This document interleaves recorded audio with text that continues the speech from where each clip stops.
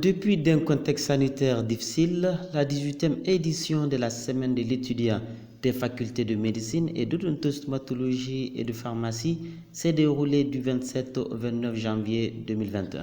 Les activités ont été lancées dans l'amphithéâtre de la faculté de médecine et d'odontostomatologie en présence du doyen de la FMOS, du vice-président du conseil de l'ordre des médecins, du secrétaire général du bureau de coordination de l'AIM et du secrétaire général du comité AIM FMOSFA. Cette année a été très longue, très fatigante, très épuisante, surtout pour nos cadets des 2 premières années et qui, jusqu'à preuve de contraire, sont perdus quant à la date de leurs examens. À qui la faute cette perturbation? Est-ce nous, les étudiants, le décanat, le ministère? Non, seul le coronavirus est responsable de cette perturbation. Et à jamais, nous devons respecter les mesures barrières pour que ce sacrifice ne soit pas vain, car on a déjà perdu une année académique à cause de cette maladie. Nous devons être les premiers responsables, nous devons être ceux-là qui doivent donner des exemples aux autres membres de la population. Nous devons être ceux-là qui doivent rester toujours la tête haute à faire face à nos examens, car l'échec ne se justifie jamais. La semaine de l'étudiant constitue un moment important de renforcement des liens de fraternité et de cohésion entre les étudiants. Elle crée un cadre de concertation d'échange sur les thèmes d'actualité. Le thème de la semaine FMOS-FAF de cette année est intitulé « Pandémie de la Covid-19, les étudiants en sciences de la santé à l'œuvre ». Le choix de ce thème est d'autant plus justifié que cette pandémie a fait des ravages dans le monde entier. Au début, c'était pas vraiment facile. On avait la trouille. Mais que faire? Soit laisser le patient décompenser et partir, soit faire tout son possible du mieux qu'on peut pour essayer de réanimer, parce que c'est aussi ça le rôle d'un urgentiste. Tout le monde sait si bien faire, sait si bien dire les mesures barrières, mais force est de constater que ces mesures barrières ne sont vraiment pas observées. La preuve, peut-être nous jeunes, on est résistants, on va dire ça comme ça, au Covid. Ce que les gens oublient, c'est que nos parents sont les personnes les plus démunies. L'âge avancé, les tares associées, que ce soit hypertension, diabète et j'en passe, font de ces personnes des personnes vulnérables. Vous pouvez le contracter, vous pouvez être asymptomatique, mais les gens oublient qu'ils peuvent le transmettre.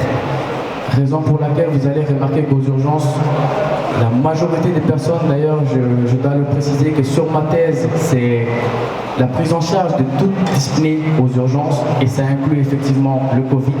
Et jusqu'à cet instant, mon enquête, j'ai au moins dans les 90 cas confirmés de Covid dans mon enquête.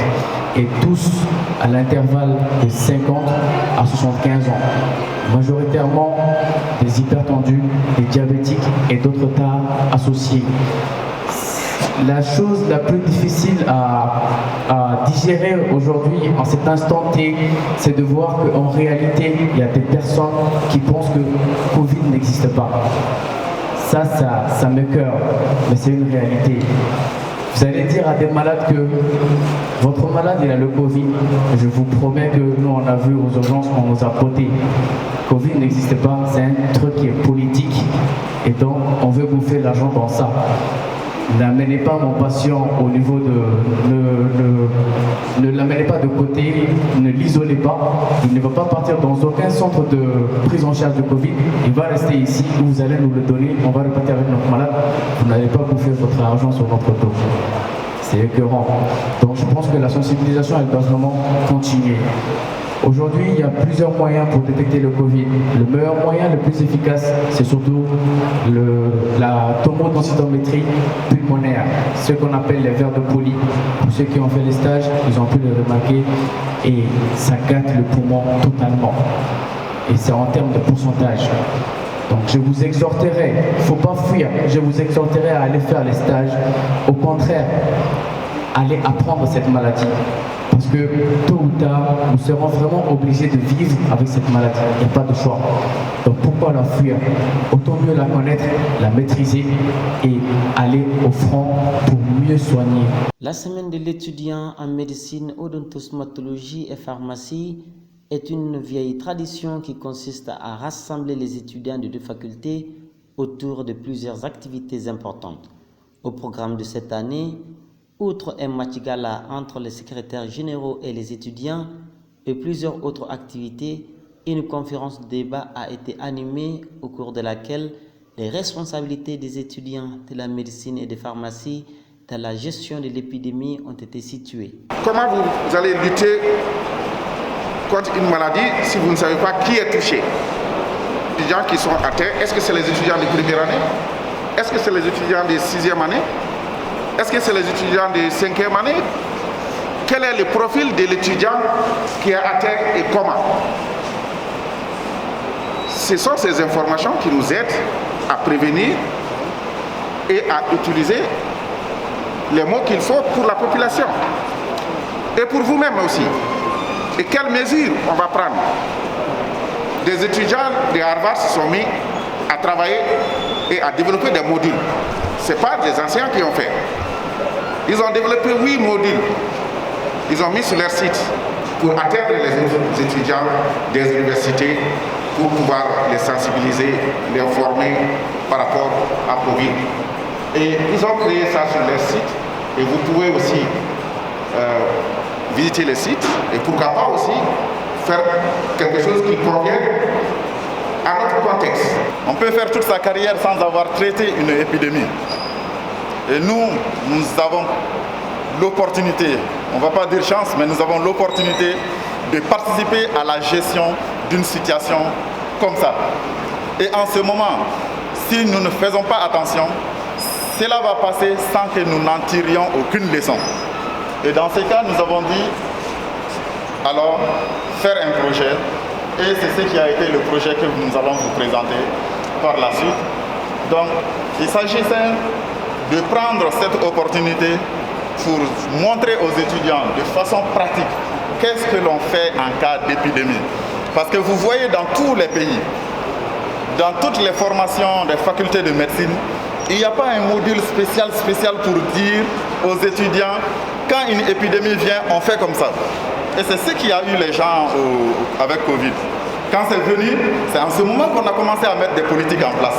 Alors nous avons procédé à un appel, à une inscription volontaire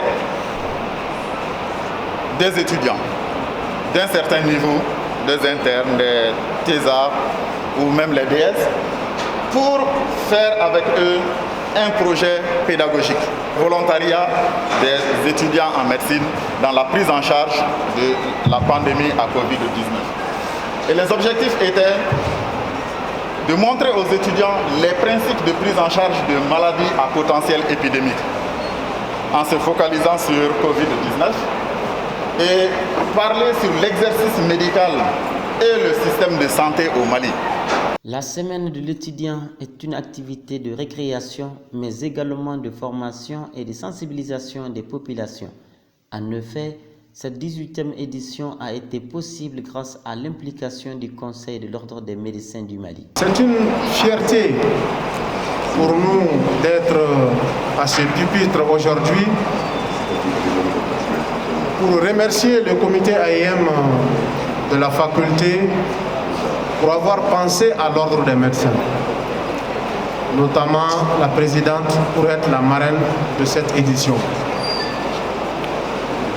Cette marque de confiance est un signe, une opportunité pour l'ordre des médecins pour lancer un appel à vous qui êtes dans quelques mois des futurs médecins, des médecins qui doivent savoir que l'inscription à l'ordre des médecins est obligatoire. L'adhésion à l'ordre des médecins n'est pas facultatif, c'est pas par volonté, c'est obligatoire. C'est la loi qui le dit. C'est l'article 4 de la loi 030 qui crée l'ordre des médecins. Cette 18e semaine se tient dans un contexte particulier, la pandémie, le coronavirus.